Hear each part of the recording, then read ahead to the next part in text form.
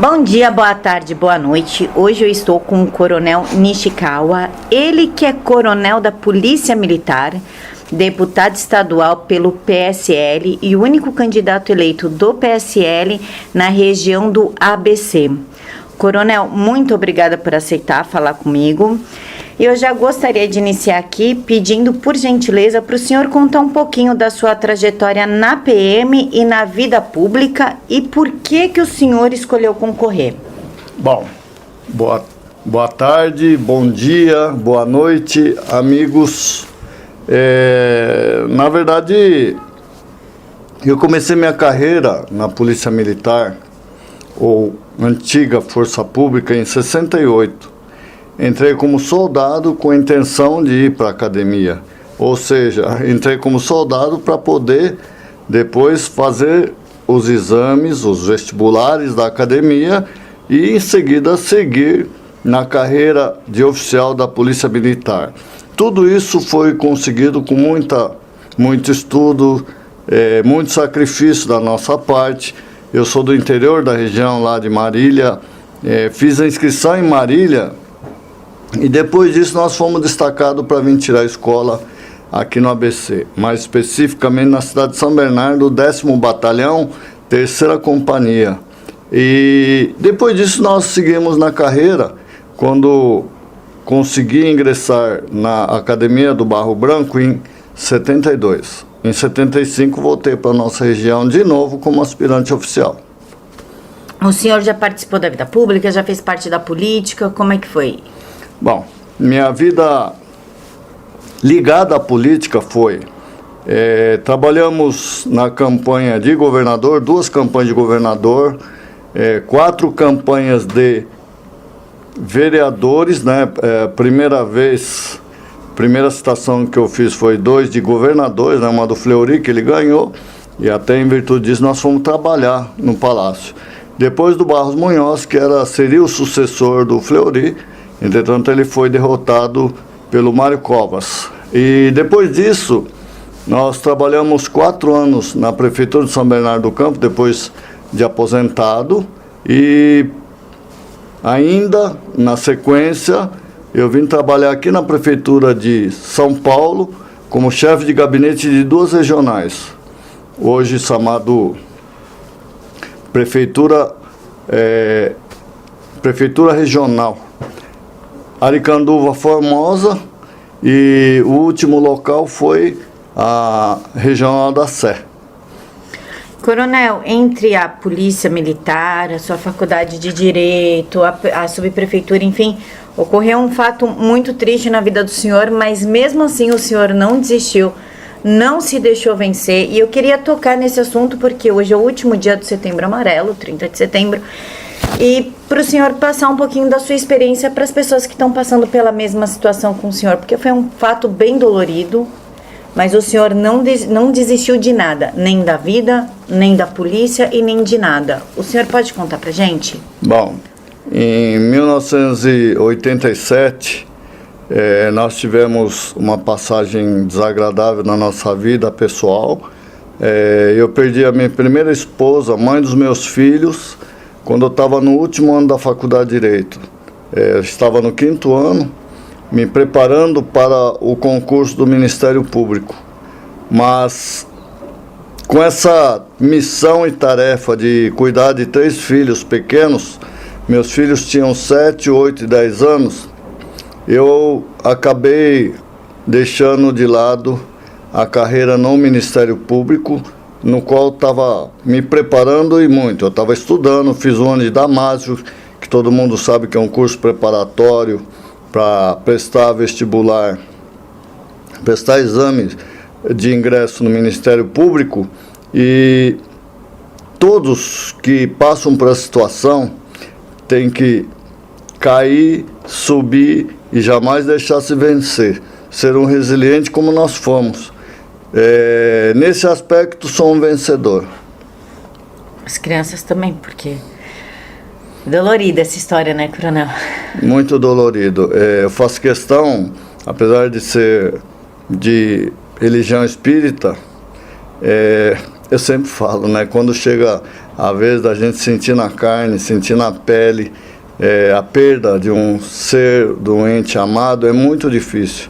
Então faço questão ainda, apesar de todas as minhas crenças no espiritismo, de depositar flores e fazer visita ao túmulo dela, da Clarice Fumika Watashi Nishikawa, que foi a minha primeira esposa, mãe dos meus filhos. Coronel, agora falando sobre seus projetos, o senhor tem excelentes projetos. Como deputado do PSL, o senhor é o que mais tem projetos aqui na casa. Um dos seus melhores projetos tem destinar 10% das multas para as Santas Casas de Misericórdia, destinar 50% das multas por bafômetro para comprar equipamento para os bombeiros. Mas há 3 projetos do senhor que se destacam, que são, acho que, os queridinhos, que é os PMs com mobilidade reduzida ou aposentado, colocá-los nas atividades administrativas da Polícia Militar para ter maior contingente nas ruas dos ativos e tornar obrigatório a abertura de contas bancárias voltadas somente para campanhas de doações voluntárias e, claro, um que é voltado para o público feminino, porque é importante, é os bares, restaurantes e casas noturnas adotarem medidas de auxílio à mulher que se sinta em risco. O senhor pode falar um pouquinho de cada projeto? Bom, os 10% destinados às Santas Casas, eu sei que é um projeto que é autorizativo, não só é autorizativo, como é destinado para educação e sinalização de trânsito. Eu sei perfeitamente disso. Só que muita gente não sabe que quando nós socorremos pessoas acidentadas nas ruas, nas estradas, vai tudo por um hospital. E dentre os quais o que tem menos condições assim, de investimento são as Santas Casas. Até em virtude disso, pensando nisso, nós pensamos em destinar esse valor, que parece pouco, mas eu sei que é de grande monta, porque 10% significa um valor muito alto em recolhimento de multas, né? Que pessoas que cometem infrações de trânsito, cada dia parece que aumenta mais, até pelo número de veículos que estão na rua. Então, esse é o objetivo principal. E os 50% do bafômetro é no mesmo sentido, né? Pessoas embriagadas, pessoas que colocam em risco vida de seres humanos e é recolhida uma multa, essa multa deve ser revertida também para hospitais. Então, é nesse sentido que nós fizemos. Quanto à mobilidade reduzida e os pessoal aposentado, é que muitas vezes as pessoas saem subitamente da ativa, do serviço ativo, e se sentem assim, isolados da sociedade, sem ter, em princípio, capacidade para trabalhar, mas tem a expertise de ter trabalhado na rua, para que possa ainda continuar servindo. O que significa isso? É retirar pessoas com capacidade ainda de policiamento, tirar das administrações e colocar na rua. E colocar esse pessoal aposentado com abono, com algum tipo de gratificação que vai aumentar gradativamente o efetivo das ruas, pessoas operacionais. Eu acho que não é difícil entender a nossa ideia. Então, aproveitaríamos as pessoas já aposentadas, as pessoas afastadas por deficiência, para que possam ocupar lugares em que tem pessoas ativas fisicamente e mentalmente para ir para a rua, e eles cobririam, aumentando automaticamente o efetivo das ruas. Sobre a conta bancária voltada somente para campanhas de doação voluntária, o que isso significa? Por que precisa? O que é, na verdade? Nós vimos várias vezes dinheiro arrecadado para campanhas específicas para uma determinada pessoa sendo desviada, pessoas se enriquecendo com doações advindas desse tipo de apelo, né, que se fazem na internet principalmente, e que são utilizados para outros fins. Então deve ser vinculado sim à conta. E se for utilizado de forma diversa, que esse dinheiro seja aplicado em outras coisas, recolhido para o Tesouro Estadual ou Nacional, para ser devolvida, para poder beneficiar a sociedade. Esse é o objetivo principal. E dos bares e restaurantes, casas noturnas, desse projeto voltado somente para mulheres? Sabidamente, as mulheres, em muitas casas noturnas e muitos bares, são molestadas, né? E para evitar esse contato, para pessoas, as mulheres, principalmente as não acompanhadas, não se sentirem sozinhas, não se sentirem assim indefesas, para que possa frequentar bares em que ela queira frequentar sem esse molestamento. Esse é o objetivo. Coronel, nós estamos no Setembro Amarelo. É um mês em que se desenvolvem diversas ações para o combate e prevenção do suicídio. Porém, os índices de suicídio entre os policiais militares só aumentam. O senhor poderia pontuar quais são as causas do aumento do índice de suicídio e o que pode ser feito por esses policiais? Bom, aqui é debatido vários colegas nossos parlamentares no sentido de valorizar o ser humano. Não adianta você comprar equipamento de primeiro mundo se não valoriza o ser humano, principalmente nos seus vencimentos. O que acontece hoje? O policial militar hoje do estado de São Paulo, ou acho que do país inteiro hoje, não pode mais andar fardado. Por quê? Quando eles saem para a rua, eles são alvos de bandidos. Isso faz com que a pessoa fique deprimido. E outra coisa que é fundamental, nós vamos estudar uma forma de liberar o pessoal que anda sem uniforme, com a identidade, poder andar em ônibus, metrôs, trens, sem fazer o devido pagamento. Não é o devido pagamento, eu acho que é justo. É justo porque ele serve à sociedade. Ele estando lá também pode coibir vários tipos de crimes também. Então, é uma das demandas nossas. Tudo isso somado, o policial, inclusive os aposentados, como eu já citei, tem essa, vamos dizer assim, adquire essa coisa de você não poder dar assistência à família, dar material necessário, assistência material necessária para os filhos. Às vezes os filhos de outros amigos têm isso, aquilo, um tênis, um celular que ele não pode comprar porque o vencimento não permite. Esse é o principal, eu acho hoje que esse é um dos principais motivos de haverem mortes. Tudo bem, existem pessoas que são solteiras e se matam. Por quê? O serviço nosso é estressante. O serviço da Polícia Militar é altamente estressante. Quando o policial sai de casa sem farda, ele vai no quartel, se troca. Quando ele se troca e sai na viatura, fardado, é um alvo em potencial de marginais. Isso faz com que ele sempre esteja alerta, todo momento que ele esteja na viatura ou esteja a pé, que vai cada vez mais influenciando no seu comportamento social. Ele se retrai bastante. Isso faz com que ele também retraia perante a sociedade e as suas ações. Isso vai levando um esgotamento mental.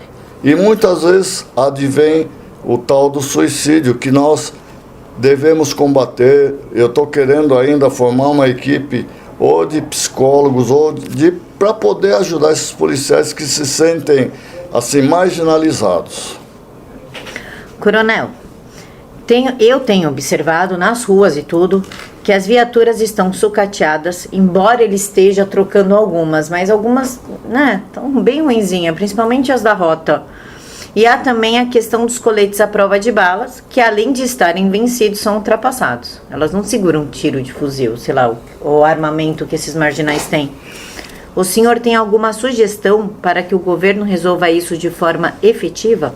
Bom, uma das coisas que nós reivindicamos, parece que tem projetos de lei, é poder blindar pelo menos os vidros dianteiros e a cabine que o policial se encontra, ou seja, dentro do habitáculo em que ele dirige e o outro que fica ao lado. Sem contar as viaturas de rota ou de tático, força tática, que é vulnerável em todos os sentidos.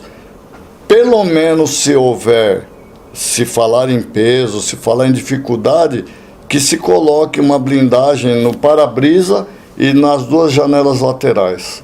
É uma das coisas que nós devemos fazer. É claro, na renovação da frota que é necessária, o governo aos poucos parece que está substituindo as antigas viaturas que não têm mais condições de rodar, como foi dito, tomar essas medidas, tornar habitável o habitáculo em que os policiais ficam colocando uma blindagem, pelo menos uma blindagem nos vidros. Coronel, para a gente finalizar, na sexta-feira o senhor foi numa manifestação que teve na Praça da Sé com diversos policiais. A manifestação é sobre a paridade. Como ficará essa questão entre os ativos e os inativos, já que o governo quer excluir os inativos dessa paridade? Isso pode acontecer? E se acontecer, quais serão os efeitos dentro da Polícia Militar? Bom, nós precisamos entender o seguinte, que todos um dia vão se aposentar. Então, a preocupação é de quem está trabalhando também. E outra, né, vão criar um monte de pendulicários para poder diferenciar quem está na ativa e quem está aposentado. Ou seja, vai produtividade, bônus daqui, bônus dali. Hoje já é feito isso. Existe uma diferença entre um coronel da ativa e um coronel da reserva. Um soldado da ativa e um soldado da reserva. E assim vai. Essa medida em que se falou, se propalou que o governador vai tirar a paridade, só vai gerar insatisfação, revolta na tropa. Eu espero sinceramente que não ocorra isso, mesmo porque as leis federais estarão aí para nos amparar. Se ele fizer isso, vai ter uma enxurrada de ações contra o Estado e, no fim, mais cedo ou mais tarde, serão reconhecidos e equiparados aos pessoal das Forças Armadas, que tem essa paridade e integralidade. Então, eu acho que é uma medida que foi propalada, não foi efetivada. Nós estamos aguardando o pronunciamento que vai dizer quanto que vai vir de aumento para as forças policiais. Se ocorrer isso, a nossa mobilização será grande. Agora, estou dentro da política de mediador, não vou ficar confrontando, apesar de eu ter comparecido lá na Sé, num movimento pacífico, num movimento reivindicatório, para que não ocorra isso. E com isso, nós queremos que o governador entenda que houve uma mobilização de parte da Polícia Militar. Tinha próximo de 11 mil manifestantes de forma pacífica, ordeira, não teve lixeira quebrada, não teve lixo no chão, não teve nada disso, muito pelo contrário. Foi inédita a nossa mobilização do dia 27. Espero que o governador entenda que nós estamos sendo mobilizados para ter justiça, apenas isso. Coronel, antes de finalizar, lembrei aqui de uma coisa que o João prometeu na campanha dele, que foi deixar a Polícia de São Paulo em relação a salário igual à do Distrito Federal. A diferença é que a da de São Paulo seria a segunda mais bem paga, porque a do Distrito Federal é a primeira mais bem paga. Cadê isso? O Distrito Federal hoje não é a mais bem paga. A mais bem paga é a Polícia de Goiás, né? Essa ficou como lenda, o Distrito Federal ser a mais bem paga do país. Hoje não é o Distrito Federal. Se ele quer equiparar ou igualar ou pelo menos deixar a segunda, ela tem que fazer de acordo com a polícia do estado de Goiás. Então, isso aí não foi cumprido ainda, mas diz ele que ao longo dos 4 anos do governo dele, que ele vai cumprir essa promessa. Então, nós estamos aguardando isso também. Coronel, o senhor quer fazer as suas considerações finais? Deixar um recado aí para a galera que está ouvindo? Bom, pessoal, nós fomos eleitos, né, não falei no início, porque nós acreditamos nas bandeiras do Jair Messias Bolsonaro, que iria investir na segurança pública, que também colocaria o país entre os melhores países do mundo.